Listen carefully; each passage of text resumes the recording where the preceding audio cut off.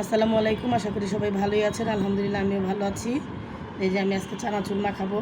এখানে কিছুটা নিছি পেঁয়াজ, ধনিয়া পাতা, শসা আর আর এই যে এখানে নিছি কাঁচামরিচ কুচি, কাঁচামরিচ কমে নিছি। আর এই যে এখানে লেবুটা চোকলাটা নিয়ে নিছি। আর এই যে লেবুটার চোকলা নিছি, যে লেবুটার রসটা আমি এখন দিয়ে দিব। এই যে এখন এই যে দিয়ে দিচ্ছি কিছুটা লবণটা দিয়ে মাখাবো। আর আমি এখানে কেন কাঁচামরিচ কম দিছি এটা আমি আপনাদেরকে বলতেছি, কারণ আমি যে আচার বানাইছিলাম মুম্বাই মরিচের আচার, ওই আচারে কিছুটা তেল দিয়ে দিব। এই যে দিয়ে দিলাম।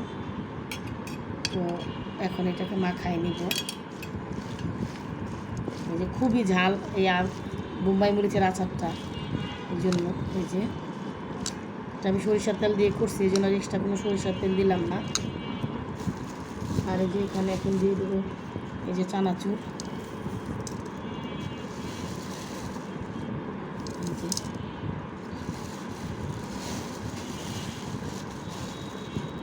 এই যে দিয়ে দিলাম।